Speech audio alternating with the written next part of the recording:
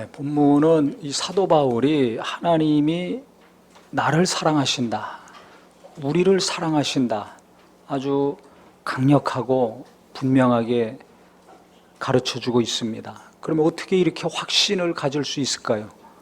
그것은 본인이 환난 가운데, 공고한 가운데, 핍박 가운데, 그 많은 위협 가운데 하나님이 나를 버리신 것이 아니라 하나님이 나를 사랑하신다, 하나님이 나와 그 고통과 아픔 가운데서도 함께 하신 체험이 있기 때문에 그렇습니다.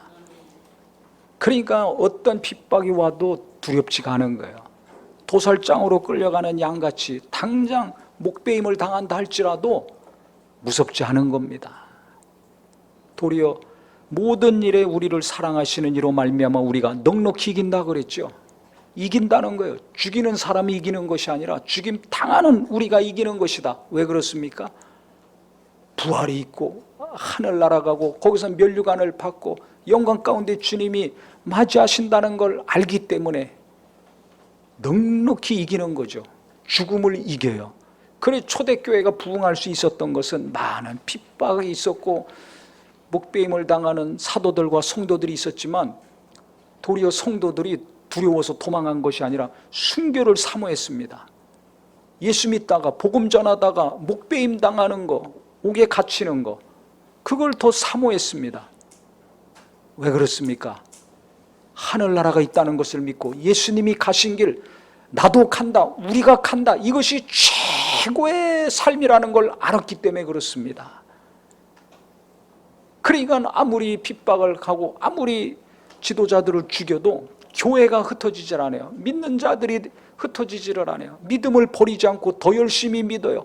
더 열심히 모여, 더 열심히 기도해, 더 간절히 복음을 전합니다. 세상이 감당할 수가 없어요. 그 강력했던 로마 권력도 감당할 수 없어요. 결국 마귀가 예수를 십자가에 못 박았지만 예수님이 부활하심으로 마귀의 사망 권세를 깨트리신 것처럼 로마가 기독교에 무릎 꿇고 300년 만에 국교로 받아들이지 않았습니까? 어떤 권력과 이 세상의 어떤 힘도 이 예수 믿는 믿음을 어찌할 수가 없습니다. 어떤 것도 보이는 것이나 보이지 않는 모든 것도 하나님의 사랑에서 우리를 끊어낼 수 없다고 했습니다. 이것이 귀로 듣고 눈으로 보고 말로만 듣는 것이 아니라 내가 체험하는 말씀, 내가 확실히 깨닫는 하나님의 사랑이 되기를 바랍니다. 예배했다고 오랫동안 신앙생활 했다고 이걸 깨닫는 게 아니에요. 한국교회 40% 이상이 구원에 대한 확신이 없어요. 지금 당장 죽으면 내 영혼이 천국 갈 것인가? 모르겠다. 40%가 넘어요. 이게 큰 충격적인 소식입니다. 안 믿는 사람 전도해서 구원받게 해야 되지만 지금 예배하고 있는 사람 중에 모태신앙으로 수십 년 교회 다닌 사람들 중에 몸만 왔다 갔다 하고 위로받고 자기 어떤 이 세상의 문제 해결받고 자기랑 맞는 사람들하고 교제하는데 만족하지 하늘나라에 대한 소망이 없어요. 영혼이 있나 없나, 천국이 있나 없나 모르겠다는 거예요. 10명 중에 4명 이상이 그렇다는 겁니다. 이게 얼마나 심각합니까? 몸만 왔다 갔다 하면 안 됩니다. 예수 제대로 믿어야 됩니다. 하나님의 사랑을 확실히 체험해야 돼요. 예수님의 대속의 은혜와 사랑이 성령으로 말미암아 깨달아지고 체험돼야지 어떤 위기의 순간이 닥치더라도 환난이 닥치고 공감이 닥치고 핍박이 닥치고 목숨을 잃어버리는 상황이 닥친다 할지라도 믿음을 포기하지 않고 두려워하지 않습니다. 무슨 조그만 일만 있으면 두렵죠. 누가 뭐라고 한마디만 해도 눈치 보죠. 예배해야 되나 말해야 되나, 헌금해야 되나 말해야 되나, 전도해야 되나 말해야 되나, 밥 먹는데 식기도 몇 초 하는 것도 이거 기도해야 되나 말해야 되나 갈등하고 고민할 때가 있지 않습니까? 그 왜 고민하고 갈등하는 줄 아세요? 하나님의 사랑을 분명히 체험하지 않아서 그래요. 하나님이 나를 사랑하신다는 사실을 성령으로 확실히 깨닫고 체험한 사람은 신앙생활에 고민이 없고 갈등이 없어요. 만약에 고민하고 갈등한다면 더 열심히 하지 못하는 것이 고민거리고 갈등이지 이거 해야 돼 말아. 이런 고민과 갈등은 안 합니다. 벌써 그런 어려운 일이 생기면 예배 가 말아. 어휴, 하나님이 사랑하신다면서 왜 이런 일이 내게 일어나? 이럴 때 있죠. 그래서 하나님한테 시험 들고 하나님 원망하고, 아니면 사람한테 시험 들어서 예배도 안 오고 믿음에서 떠나려고 하는 사람도 있습니다. 헌금하면 뭐해? 내가 헌금하면 하나님이 경제적으로 나를 도와주셔야지 왜 내가 더 어려워져? 아니, 내가 이렇게 기도했는데 왜 기도한 것과 거꾸로 반대의 일이 내게 이루어지는가? 기도 안 하고 헌금 안 하고 예배도 안 하고 그렇게 하나님 말씀 보던 사람이 하나님께 시험 들어가지고 성경 던져버리고 다른 것만 열심히 보는 사람들도 있습니다. 그 왜 그런 줄 아세요? 하나님을 잘 몰라서 그래요. 당장 내가 이 땅에서 사는 것이 좀 불편하고 내가 원하는 대로 안 됐다고 시험 들어서 그렇습니다. 그리고 왜 시험 들어요? 하나님이 나를 얼마나 사랑하는지를 충만하게 몰라서 그렇습니다. 어린아이들도요, 배가 충만하게 엄마 젖으로 채워져야지 평안하죠. 조금만 모자라 보세요. 짜증내고 투정하고 울고 그럽니다. 그럼 엄마가 젖을 더 물리든지 먹을 걸 더 주죠. 그래서 배가 부르고 포만감이 있어야 생글생글 웃고 잘 놀죠. 우리 영혼도 마찬가지예요. 하나님의 사랑을 내가 충만히 알아야지, 그걸 모르면 무언가 좀 불편한 일이 생기고 어려운 일이 생기면 금방 짜증이 나옵니다. 불평이 나옵니다. 원망이 나옵니다. 하나님의 사랑이 왔다 갔다 해요. 믿음이 왔다 갔다 해요. 우리 성도들은 이 세상이 어떻게 되든지 간에, 내가 이 땅에서 어떤 고난과 환난과 핍박과 어려움을 겪든지 간에 예수 믿는 믿음, 하나님을 믿는 믿음, 예배하고 기도하고 말씀을 믿는 믿음만큼은 변치 말기를 바랍니다. 어떤 것도 하나님의 사랑을 끊을 수 없다 그랬어요. 근데 내가 시험 들어서 내가 이제 그만해야 되겠다, 내가 결정하면 끊어지는 거예요. 이 끊는 거는 어느 누구도 못해요. 내가 하는 거지.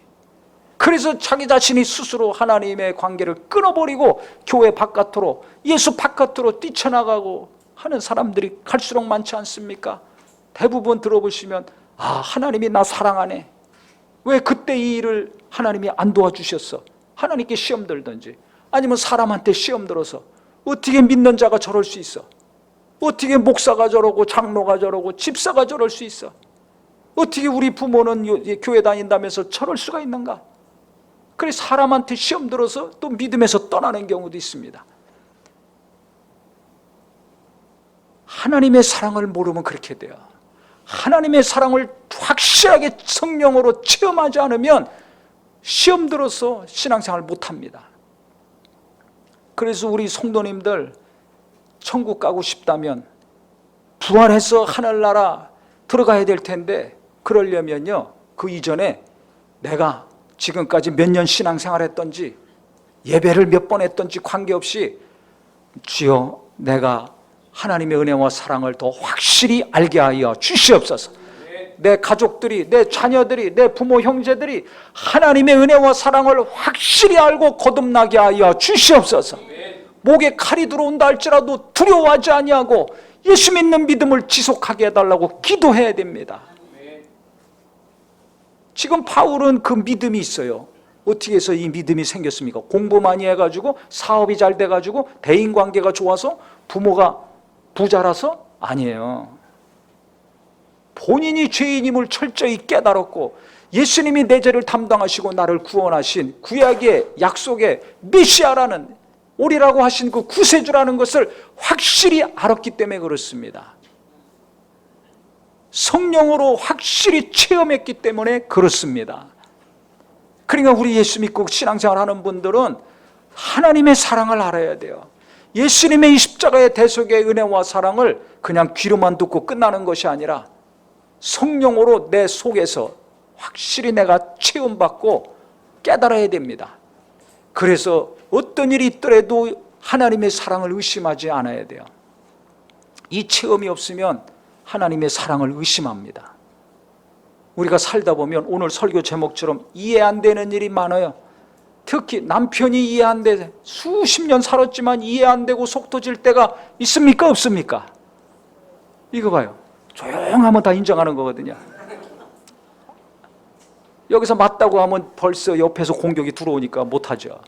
집에 갈 때 또 어렵고. 자식들 이해 안 되는 경우는 허다합니다.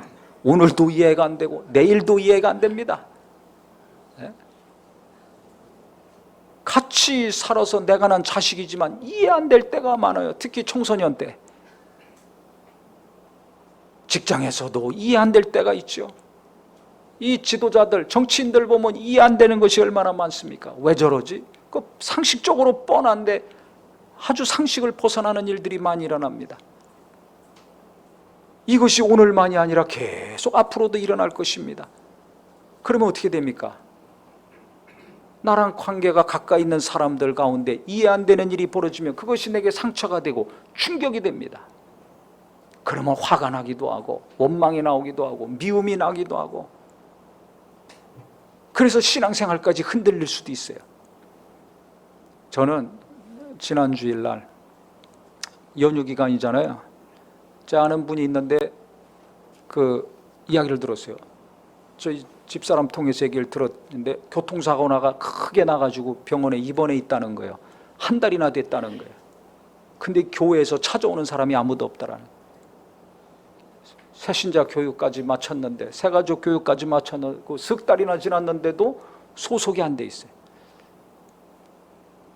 그것도 그렇고 뭐 아는 지인이니까 또 사고가 크게 나가지고 입원해 있으니까 피곤하지만 이제 신방을 갔습니다. 갔더니 아이고, 얘기를 들어보니까요, 그 차도 튼튼한 차입니다. BMW 7 시리즈인데 이 차가 얼마나 강력하게 충격을 받았던지 바퀴가 4개가 다 펑크가 났어요. 그리고 바닥에 있던 노트북이 이 노트북이 다 박살이 나고. 그러니 사람은 어떻게 됐겠습니까? 살아있는 것도 이적이죠. 근데 어디 부러지거나 찢어진 데는 없어요. 거기 차가 많이 다니는 지방 국도인데 그 시간 차가 안 다니고 사람도 없었어요. 그러니까 어떻게 너무 과로해가지고 깜빡하는 사이에 차가 바깥으로 나가가지고 전봇대가 있었는데 그 전봇대 사이에 하고 논두렁 사이에 낀 거예요. 차가 얼마나 충격이 셌는지 폐차했습니다. 오래 타지도 않은 차인데. 그러니까 그 충격이 다 몸으로 왔으니까 다리는 막 퉁퉁 붓고 했는데 붓기는 빠졌어요. 가서 보니까 한 달이나 지났는데 계속 여기저기가 아프고 조금만 걸어도 땀방울이 송글송글 맺히고, 아직도 이제 기운이 없고 회복하려면 시간이 많이 걸리죠. 그래서 이제 자초지종을 쭉 듣고 여러 가지 듣는데 희한한 건 말이에요. 하나님이 그 위험에서 건져주시고 살려주신 게 감사한데, 특이한 게 첫 번째 보자마자 얼굴이 너무 예뻐졌어요. 얼굴이 너무 밝고 어린아이 같아. 그 처음에 왜 이렇게 예뻐졌냐고, 사고 난 사람이. 그랬더니 웃더라고요. 농담인 줄 알고. 이게 진담이었거든요. 근데 그 원인을 제가 그날 알았습니다. 왜 그랬냐면, 몸은 여러 가지 충격 때문에 괴롭지만 50년 넘게 이해가 안 되고 원망했던 사람이 있었는데 그 병원에서 이분이 그게 해결이 됐어요. 50년 동안 가슴에 답답하게 갖고 있었던 문제가 거기서 해결이 된 거예요. 그러니까 얼굴이 그렇게 환해지고 밝아졌더라고요. 그게 뭐냐면, 이분이 태어나서 지금까지 계속 몸이 안 좋아요. 아파요. 계속 아파. 그래서 이것저것 먹다가 어떤 거 건강식품 먹고 효과가 있어가지고 했는데, 그 제품이 한국에 들어오는 바람에 이분이 고시공부하다가 그 사업을 하기 시작한 겁니다. 나이도 있고 그러니까. 그러면서 이게 대박이 난 거예요. 그래서 이게 일이 너무 잘 돼가지고 사업이 지방으로 해외로까지 막 뻗어나가고, 신앙생활도 또 잘해가지고 같이 하는 사람들 기도하면 그 자리에서 성령 받고 방언 받고 막 기도하러 다니고, 영적으로도 잘 돼, 사업도 잘 돼, 일도 잘 돼. 그러니 몸이 얼마나 힘듭니까? 제가 보니까 엑셀에다만 밟고 계속 막 달려간 거예요. 그렇게 계속 가면 진짜 대형 사고 나죠. 그래서 하나님이 갑자기 브레이크를 거셨더라고요. 그래서 이번 일로 말미암아 쉬고 다시 정비해서 하나님의 인도함을 잘 받게 하신 것 같더라고요. 본인도 그렇게 깨닫고 있고. 근데 무슨 문제가 해결됐냐면 이분이 왜 어려서부터 계속 아팠느냐. 어머니가 자기를 임신했을 때 9개월 때 암 수술을 했다는 겁니다. 그러면 아니 간단한 수술만 해도 주사 놓고 약 놓고 하는 게 얼마나 많아요. 근데 암 수술을 했으니 어떻게 되겠어요? 그래서 내가 이렇게 아픈 것이다. 아니 한 달 좀 지나가지고 10달 낳고 나서 수술을 하지 왜 그 의사는 내가 태중에 있을 때 수술해가지고 내가 이렇게 연약하게 태어나서 일평생 고통당하게 하는가. 의사를 원망한 거야. 또 살면서 예수님 믿었어요. 열심히 믿었어요. 신앙생활 열심히 했지만 하나님께 섭섭한 마음, 조금이라도 원망하는 마음이 있었을까요? 없었을까요? 있죠. 아니 우리도 살다 보면 어려운 일이 있을 때 아무리 기도하고 노력해도 해결되지 않는 일, 이해가 안 되는 게 있잖아요. 그러면 하나님께 섭섭하고 원망스러울 때가 있지 않습니까? 하나님의 사랑을 확실히 체험하지 않으면 나도 모르게 원망이 나오고 하나님께 섭섭함이 나옵니다. 나사로가 아프다는 연락을 받았을 때 예수님이 가셨어요. 근데 바로 가지 않고 머물다가 가셨어요. 그러면서 말씀하셨죠. 내가 이 일을 통해서 하나님의 영광을 나타내려고 한다. 죽어서 무덤에 있을 때 가셨습니다. 일찍 가셨으면 살려주실 수 있는데 일부러 늦게 가셨어요. 그래서 무덤 속에서 썩어있던 나사로 부르셔가지고 살려주시지 않았습니까? 그 왜 그랬습니까? 나는 부활이요 생명이니 나를 믿는 자는 죽어도 살겠고 영원히 죽음을 맛보지 아니하리라. 즉 예수님이 부활하시는 사건을 미리 나사로를 부활시키는 사건, 다시 살리시는 이적을 통해 가지고 나타내 주시고 미리 증명해 주신 겁니다. 그래서 반드시 나를 믿는 자는 이와 같이 부활한다는 것을 확실히 알려주신 거죠.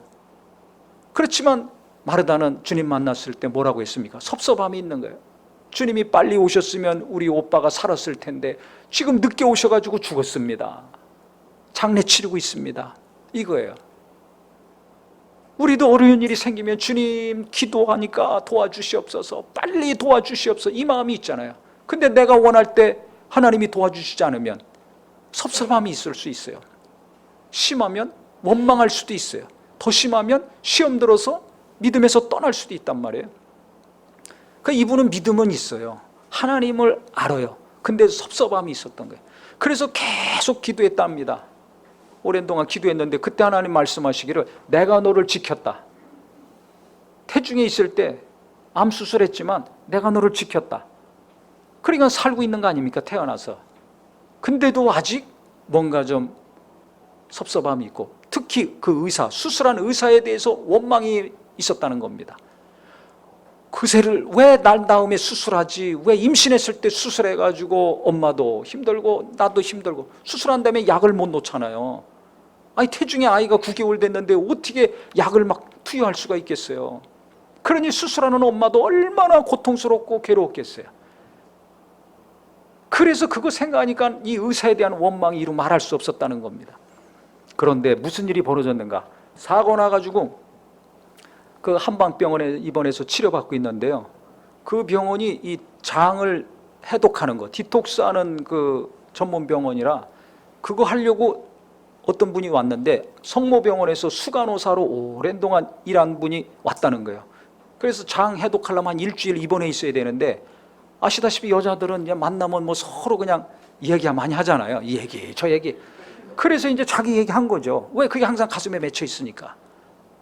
우리 엄마가 임신 9개월 때, 내가 9개월 때 암 수술해가지고 내가 이렇게 어렵게 살다가 또 이런 사고 나서 여기 지금 들어와 있다고 이런 얘기 했겠죠. 그랬더니 그 수간호사 되는 분이 딱 듣자마자 눈을 똑바로 뜨더니 자매님, 그때 그 의사가 용기를 가지고 어머니 암 수술을 했기 때문에 어머니도 오래 살고 당신도 지금 살아있는 거라고. 그 얘기를 듣는데 하나님의 음성으로 들리더라는 거예요. 소름이 쫙 끼치더라는 거예요. 저도 그 얘기 듣는데 소름이 돋더라고요. 자기는 지금까지 그게 이해가 안 돼요. 왜 의사가 그때 수술을 했는가? 도무지 이해가 안 돼. 조금 있다가 수술해도 되는데 왜 그때 했는가? 그래서 그것이 미스터리고 숙제였고 원망이고 답답한 일이었어요. 근데 사업도 잘 되고 신앙생활도 잘 되고 했는데 갑자기 사고 나서 그 병원에 가가지고 그 간호사가 와서 하는 바람에 그 문제가 풀린 겁니다. 그분이 하는 얘기는 이 머리 쪽으로 목 이상 위쪽으로 암이 있으면 오래가지 못한대요. 오래가지 못한답니다. 이 밑으로 장기나 이런 데는 좀 오래가지만은 이 위쪽으로 암이 있으면 자기가 병원에서 환자들 많이 암 환자들 봤는데 오래가지 못하더라. 그 어머니는 이쪽에 암이 있었어요. 침샘에 이렇게 바깥으로 나온 거죠. 그래서 의사가 그걸 잘라내는 수술한 건데, 수술이 늦었다면 당신 어머니 오래 살지 못했을 것이다. 당신 그럼 어떻게 됐겠느냐. 그러니까 아주 단호하게 자매님, 그 의사가 용기를 가지고 그때 수술했기 때문에 어머니도 살고 당신도 산 겁니다. 이 얘기를 들었을 때 그분이 도무지 이해가 안 되고 원망했던 의사, 가슴 아리하고 답답했던 그것이 풀린 거예요. 그래서 하나님께 또 섭섭한 것이 없어지고 원망과 미움도 없어지고 어떻게 된 겁니까? 마음이 평안해지고 감사가 나오는 거죠. 원망했던 마음이 감사의 마음으로 바뀌었다고 고백을 하더라고요. 그러니까 얼굴이 바뀌어요, 안 바뀌어요? 바뀔 수밖에 없는 거죠. 본인은 얼굴 바뀐지 몰라요. 근데 이제 저는 오래간만에 봤으니까 알죠. 마음에 응어리진 것이 풀려지니까, 하나님께나 사람 앞에 맺힌 것이 풀어지니까 얼굴이 바뀌고, 거기서 또 돕는 사람 계속 만나고 의사도 잘 만나가지고 치료를 잘 받고 있더라고요. 여러 가지. 그래서 제가 그분을 만나고 얘기를 들으면서 이분만 이렇게 이해가 안 되고 답답하고 누군가를 원망하는 마음 갖는 거 나도 있고 모두나 이럴 때가 있는데, 중요한 것은 뭡니까? 하나님이 그 돕는 사람을 보내주신 거 아닙니까? 만남이 잘 이루어졌어요. 또 이분이 그런 답답하고 평생 육체적인 허약함 때문에 살았지만은 하나님을 떠나지 않았어요. 믿음을 떠나지 않았어요. 이게 중요합니다. 우리는 어떤 큰 문제가 생기거나 지속적으로 수십 년 동안 고통스러운 일이 있으면 정말 신앙생활하기 어렵습니다. 기도하기도 어렵고 교회 가서 성도들 보기도 어렵고. 그래서 무슨 조그만 일이 있거나 큰 일이 있으면 잘 나오다가 안 나오는 사람이 있어요. 창피하다고. 이런 분이 없기를 예수 이름으로 축원합니다. 그 하나님을 의심해서 그런 거예요. 사람을 의식해서 그래요. 하나님의 사랑을 분명히 알면, 하나님이 나를 사랑하신다는 것을 정말 확실히 알면 누가 어떻게 보든지 말하든지 크게 신경이 안 쓰여집니다. 나를 사랑하시니까 그 하나님께 은혜 받고 위로받고 도움을 받으려고 계속 예배하고 성도들과 함께하고 슬픔을 나누고 기쁨을 나누고 기도 부탁하고 간절히 같이 기도합니다. 성경 집어던지는 것이 아니라 안 보던 성경도 보고서 은혜 받으려고 집중적으로 성경을 봅니다. 안 하던 기도도 간절히 합니다. 누가 그러냐? 하나님을 사랑하는 사람, 하나님이 나를 사랑하신다는 것을 확실히 아는 사람이 더 하나님을 의지합니다. 그분이 믿음에서 떠나가지 않고 예배도 떠나지 않고 기도와 말씀도 포기하지 않고 계속 신앙생활 했거든요. 계속 열심히 했어요. 그러니까 우리가요, 언제 이해 안 되는 문제가 이해가 되고 원망이 감사와 기쁨의 마음으로 바뀌는가? 신앙생활 포기하지 않고 지속할 때라는 걸 아시기를 예수 이름으로 축원합니다. 언젠지 모르지만 오리라 하신 예수님이 오셨잖아요. 더 빨리 오시면 더 많은 사람이 구원받을 수 있지만 그건 하나님의 때에 하나님이 하시는 거예요. 또 다시 우리를 데리러 오신다고 했습니다.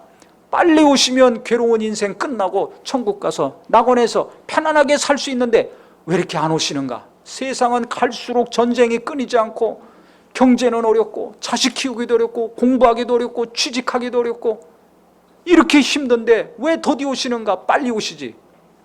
그건 내 생각이고 주님은 주님의 스케줄에 따라 일하시는 분이에요. 그러니까 우리는 어떻게 해야 돼요? 이해 좀 안 되는 게 있더라도 하나님이 이해시켜 주시는 날, 깨닫게 하시는 날이 반드시 오니까 포기하지 말고, 신앙을 포기하지 말고, 가정을 포기하지 말고, 하는 일 포기하지 말고 인내하시기를 예수 이름으로 축원합니다. 이게 중요한 거예요. 답답해서 속 터지고 누구 때문에 원망과 불평과 열불이 막 쏟아져 나올다 할지라도 포기하지 마세요.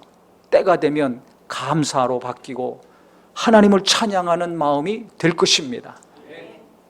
저 같은 경우도요, 제가 지독하게 아파가지고 계산해 보니까 50대 초반이에요. 한참 일할 나이 아닙니까? 그때 너무너무 수년 동안 아파가지고 건강을 거의 잃었어요.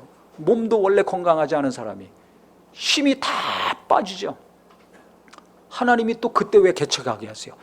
기운이 넘치고 의욕이 넘치고 왕성한 체력이 있고 할 때 좀 개척하게 하시지. 그럼 왜 몸은 망가질 대로 다 망가지고 기운은 있는 대로 다 빠졌을 때 왜 그때 교회를 시작하게 하실까요? 저는 그때 제가 아플 때, 야, 다른 목사님들은 다 건강하고 멀쩡한데 왜 나만 이렇게 아픈가, 이런 생각했어요. 하나님을 원망하고 시험 들은 것은 없지만 하나님이 너무나 사랑하신다는 걸 알기 때문에 원망하고 시험 든 것은 없지만 이해가 안 되는 거예요. 아니, 내가 뭘 잘못했다고? 내가 교인들 은혜 받기 위해서 죽을 힘을 다해 하느라고 이 병이 났는데 왜 내가 이렇게 아파야 되는가? 이해가 안 되죠. 원망은 안 했지만 이해는 안 돼요. 근데 나중에 보니까, 지금도 돌아보니까 그때 하나님이 힘을 빼셨기 때문에 모든 것이 잘 됐어요. 가족들과의 관계나 교회나. 우리 교회도 계속 말씀드리지만 계속 하나님이 힘 빠지게 하시고 하고 싶은 거 못하게 하시고 하니까 하나님이 직접 일하시고 성령님이 더 역사하셔가지고 하나님이 함께 하시는 것을 계속 봅니다. 오늘 간증도 보세요. 이 멀리 광주에서 어떻게 교회를 나옵니까? 어려울수록 말씀을 사모하고 예배를 사모하고 성도들과 함께하는 거 사모하니까 이와 같이 하나님이 도우시지 않습니까? 간증이 나오지 않습니까? 제가 쫓아다닌 것도 아니고 나오라고 한 것도 아니고 뭐 전화한 것도 아니고 연락한 것도 아니고 제가 개척해서 지금까지 오라고 그런 사람이 없어요. 기도 부탁한 사람도 없어요. 오직 하나님 뜻대로 주님이 기뻐하시는 교회, 하나님이 원하시는 교회, 하나님의 뜻이 이루어지는 교회와 삶이 되게 해달라고 기도한 것밖에 없습니다. 그런데 하나님이 알아서 어떻게 도와주시더라고요. 제가 2부 설교할 때도 얼마나 그 전날 잠을 못 잤어요. 왜? 과연 내가 2부 인도할 수 있을까? 그 정도로 육체가 힘이 없었거든요. 근데 해보니까 되더라고요. 사회도 맡길까 말까 고민을 얼마나 했는지 몰라요.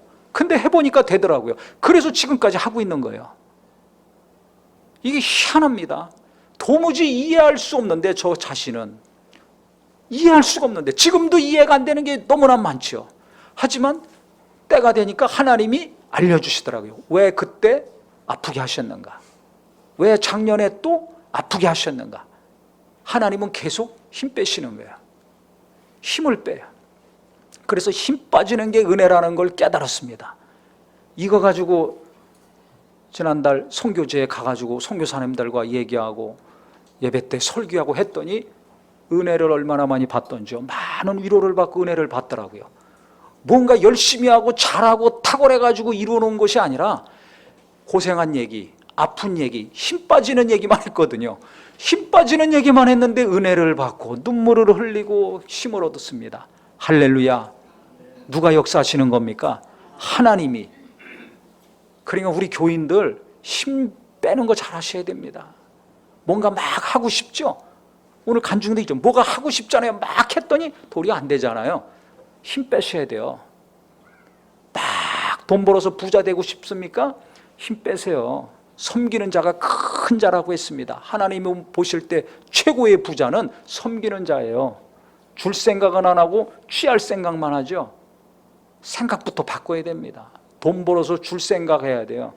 줄 생각을 하면서 도와달라고 해야죠. 벌기만 해가지고는 망하는 길로 갑니다. 힘을 빼야 돼요. 뭐든지. 하나님은 또 요새 저에게 분명히 말씀하신 게 있어요. 어떻게 해야 됩니까? 가을이 오면 내년 계획을 세워야 되잖아요. 앞으로 어떻게 해야 됩니까? 욕심을 버려라. 이번 총회 교단마다 다 했어요. 끝나서 총회 기간 동안에 어떤 것 다뤘는가, 어떻게 다뤘는가 쭉 제가 기사를 보고 또 몇몇 목사님들 쭉 이렇게 목회자들 쭉 연락하고 하면서 하나님이 분명하게 말씀하시는 거는 너 뭐 하려고 하지 말고 욕심을 버려라. 그게 네가 할 일이다. 욕심을 버려라. 그러면 교회 잘 되는 겁니다. 목사가 욕심 부려서 교회다 문제 터지는 거 아닙니까? 부모 욕심 때문에 자식들 골병 드는 거 아닙니까? 사업 왜 갑자기 망합니까? 잘 나가던 사업이. 그 사장이 욕심 부려가지고 잘 나가는 기업 망하고 팔리는 거 아닙니까? 똑같습니다. 우리 성도님들도 욕심을 자꾸 버리면 하나님이 도와주십니다. 하나님이 대신 일하시고 변화시키시고 잘되게 해 주십니다. 이거 체험하시기를 바랍니다. 그러니까 뭐 자꾸 불안하니까 하려고 하는데요, 그거 하지 마세요. 내가 욕심 버리면, 내가 안 하면, 내가 죽으면 하나님이 하세요. 예수님이 하세요. 성령님이 분명히 알려주세요. 하나님의 뜻이 무엇인지. 그거 해야 되지 않습니까? 하나님은 욕심 버리라는 거예요. 그래서 제가 앞으로 중요하게 할 사역, 그게 뭡니까? 욕심 버리는 거예요. 하나님 앞에 가만히 있는 거예요.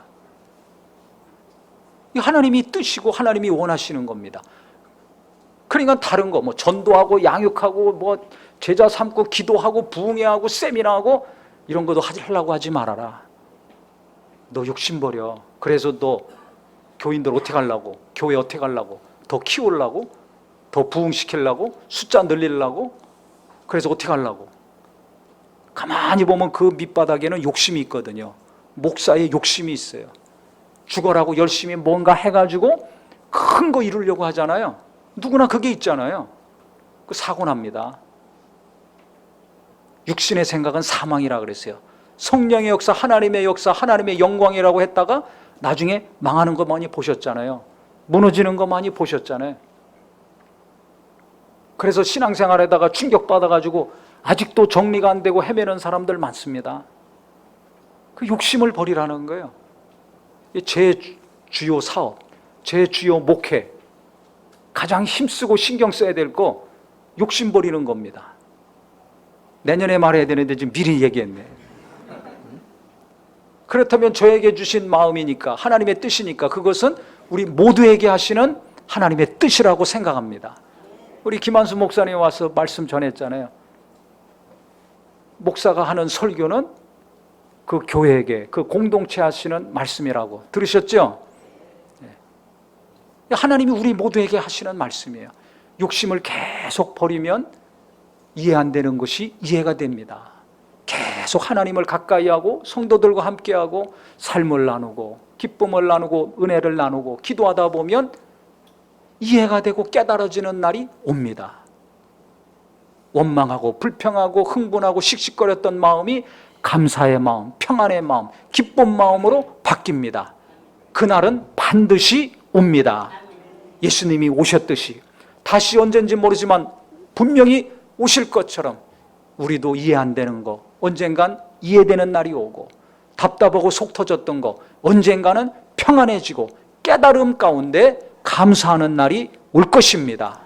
그래서 신앙생활 갈수록 계속 잘 하시고, 목장 모임에 안 나오시는 분들 오늘부터라도 나가서 함께 교제하시고, 또 어려운 일이 생겨서 도망 다니려고 하는 분들, 교인들 보기 싫어서 꼭꼭 숨어 있는 분들 마음과 생각을 바꾸셔서 나를 사랑하신 하나님, 나를 도우시려고 하나님, 나를 도우려는 성도들이 있으니까 함께 하시는 은혜 가운데 해결받는 평안의 심령, 감사의 심령, 기쁨의 마음 되기를 주님의 이름으로 축복합니다. 기도하겠습니다.